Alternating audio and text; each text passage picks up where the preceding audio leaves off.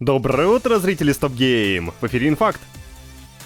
Еще не забыли про драму с авторами ремейка GTA Vice City? Полторы недели назад Revolution Team выпустила Vice City Next Gen Edition. Это мод, который переносит оригинальную игру на движок Rage из Grand Theft Auto 4. Take-Two Interactive этот маневр не оценила и начала авторам палки в YouTube-канал вставлять и в телегу. После этого разрабы пропали. 1 февраля авторы модификации прервали затянувшееся молчание и поделились новостями в оставшейся в живых группе в ВК. Как оказалось, владельцы Grand Theft Auto и их армия юристов пожаловались администрации ВКонтакте на нарушение авторских прав, а та заставила разработчиков-любителей очистить группу Next Gen Edition от ссылок на несанкционированный проект.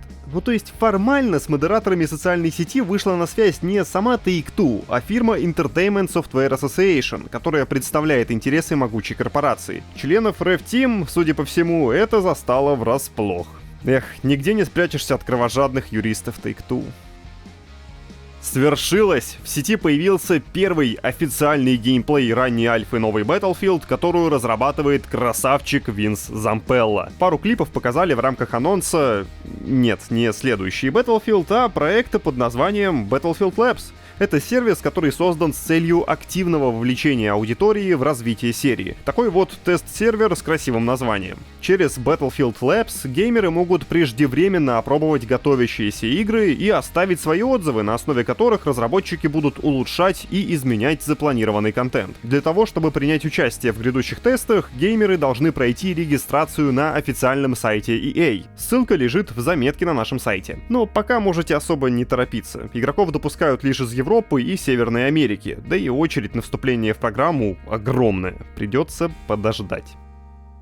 Уже сегодня состоится релиз долгожданный Kingdom Come Deliverance 2. По этому поводу десятки игровых изданий опубликовали свои финальные обзоры. Большая часть оценок оказалась положительной. На момент подготовки выпуска у Kingdom Come Deliverance 2 в среднем 87 баллов на Metacritic и 89 баллов на OpenCritic. СМИ восторгаются развитием геймплейных механик оригинала и отмечают отличную производительность на всех платформах. Тем не менее, не всем пришелся по вкусу неторопливый темп повествования, а некоторые и вовсе не смогли освоить игровой процесс. Игражур момент, бывает. Большинство рецензентов отмечают, что сиквел значительно улучшил оригинальную игру, исправив ее технические проблемы, улучшив боевку, квесты и общее погружение в средневековый мир. Некоторые авторы даже сравнивают Kingdom Come Deliverance 2 с лучшими играми Bethesda. Еще отмечают ее стремление к свободе выбора и детальной симуляции, а также качественную боевую систему.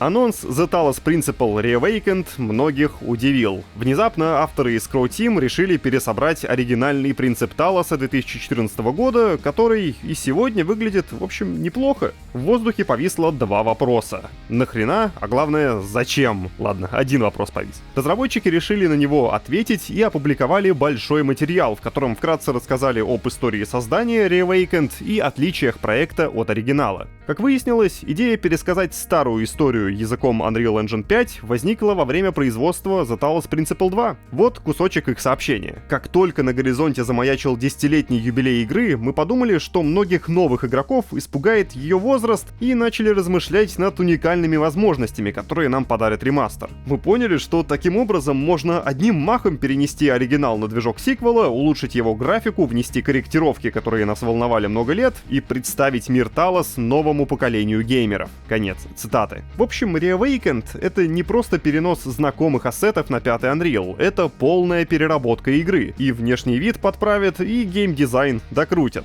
Хотя в ядре останется все та же оригинальная The Talos Principle.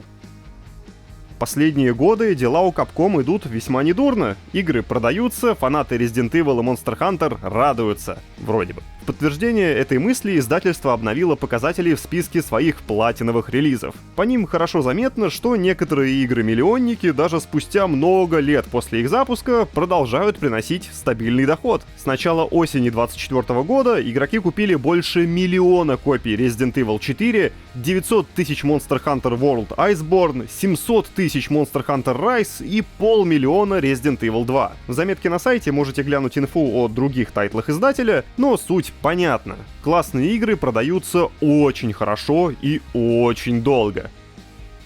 Ну и еще немного про бабки. По данным ресурса Box Office Mojo, третья часть Соника в кино уже заработала свыше 462 миллионов долларов в мировом прокате. Триквелу удалось превзойти показатели Варкрафта, чьи сборы составили почти 439 миллионов долларов. Это заметная новость, поскольку теперь фильм находится на почетном втором месте в списке самых успешных экранизаций видеоигр, уступив первенство братьям Супер Марио в кино со сборами, там разрыв, конечно, со сборами в 1 360 миллионов долларов. Тем не менее, третья кинокартина про Соника технически может считаться самым прибыльным фильмом по игре с живыми актерами, так как экранизация Марио является полноценным мультфильмом.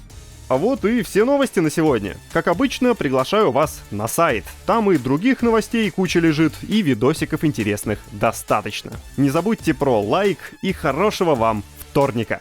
Пока!